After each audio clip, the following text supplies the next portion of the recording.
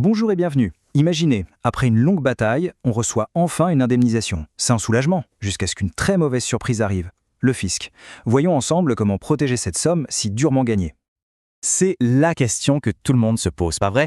Après des mois, parfois même des années de galère, l'accord est enfin là. L'argent arrive. On peut enfin souffler. Du moins, c'est ce qu'on croit. Que ce soit après un procès, un accord avec une assurance, ou même des indemnités de départ, ce moment c'est vraiment une libération. On tourne la page. Mais voilà, ce sentiment de soulagement, il peut être très, très bref. Parce que juste après, une lettre arrive. Une lettre du fisc. Et là, c'est le choc. Une partie de cette somme qu'on pensait acquise semble tout simplement s'envoler. Et ça, malheureusement, c'est un scénario bien trop fréquent. Gagner son procès, c'est la première étape. Mais il y a une deuxième bataille, souvent inattendue, celle contre le fisc. Alors, voyons un peu comment ça se passe. Et attention, ce n'est pas un cas isolé, loin de là. Chaque année, des milliers de personnes en Israël se font avoir et payent beaucoup trop d'impôts juste parce qu'elles ne sont pas au courant. Mais la bonne nouvelle, c'est qu'avec la bonne information, ce piège, on peut tout à fait l'éviter. Pour vraiment comprendre comment protéger son indemnisation, il y a une règle, un principe fondamental à connaître. C'est vraiment la clé qui ouvre toutes les portes. Et la voici, cette fameuse règle d'or. Le fisc, au fond, se pose une question toute simple. À quoi sert cet argent ? Quelle est la nature de la perte qu'il vient réparer ? L'analogie du mur est parfaite pour ça. On ne va pas utiliser du plâtre pour réparer un mur en béton, logique. Eh bien pour le fisc, c'est pareil. Le type d'indemnité doit correspondre exactement au type de perte. Et voilà comment ce principe se traduit en chiffres. Et c'est là que tout se joue. La différence est radicale.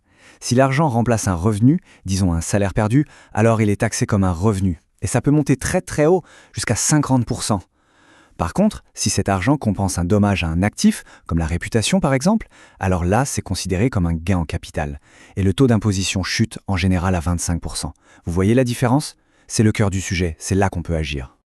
Maintenant, voyons l'impact de cette règle dans la vraie vie, parce qu'une simple phrase, quelques mots dans un accord, peuvent faire une différence de plusieurs dizaines de milliers de shekels sur un compte en banque.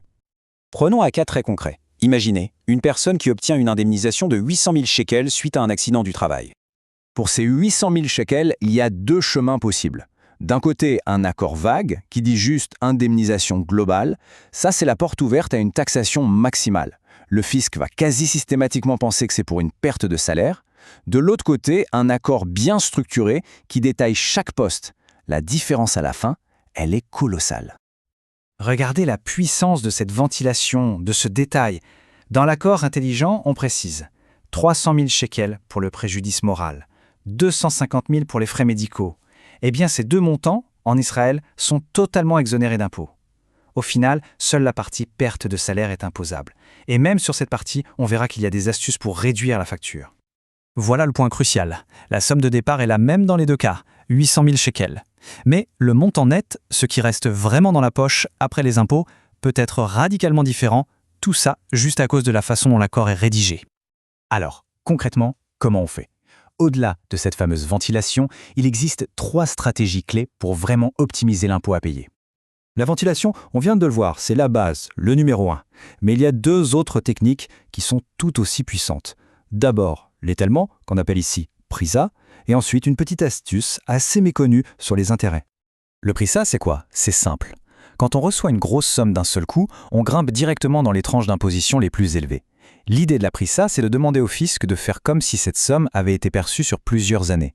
Résultat, au lieu de payer 50% sur un gros montant une seule fois, l'impôt est calculé sur des montants plus petits chaque année, avec des taux bien plus bas. C'est une simple demande à faire, mais l'impact peut être énorme. Et maintenant, l'astuce que peu de gens connaissent. Souvent, une indemnisation versée en retard inclut des intérêts. Et là, le fisc fait une distinction très importante. Les intérêts qui sont indexés sur l'inflation sont taxés à 25%. Mais les intérêts qui ne sont pas indexés, eux, sont taxés à seulement 15%. 10%. C'est la différence. 10 points d'impôt en moins, juste comme ça. Il suffit, au moment de négocier, de demander que les intérêts soient non indexés. C'est une clause toute bête, mais qui peut faire économiser des milliers de shekels. Tout ça nous amène à une conclusion vraiment importante sur la façon d'aborder ces situations. Il ne suffit pas de gagner son procès. Il faut aussi savoir comment protéger ce qu'on a gagné. C'est ce qu'on appelle parfois l'angle mort de l'avocat. Le boulot d'un avocat, c'est d'obtenir le montant brut le plus élevé possible, de gagner le procès. Mais la fiscalité, ce n'est pas toujours sa spécialité. C'est pour ça qu'il faut une équipe. l'avocat pour la victoire juridique et l'expert fiscal pour s'assurer que cette victoire se transforme en un maximum d'argent net.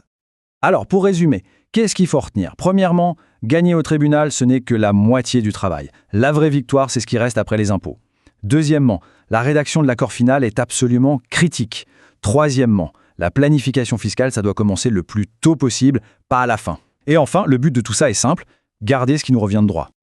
La question finale, c'est donc celle-ci. Une indemnité, son but, c'est de réparer un préjudice. Mais si on ne fait pas attention, une bonne partie de cette réparation finit par indemniser le fisc. Il ne s'agit donc pas vraiment d'optimisation agressive, mais de justice. Il s'agit de s'assurer que l'argent va bien à la personne qui a subi le dommage et de protéger ce qui lui revient légitimement.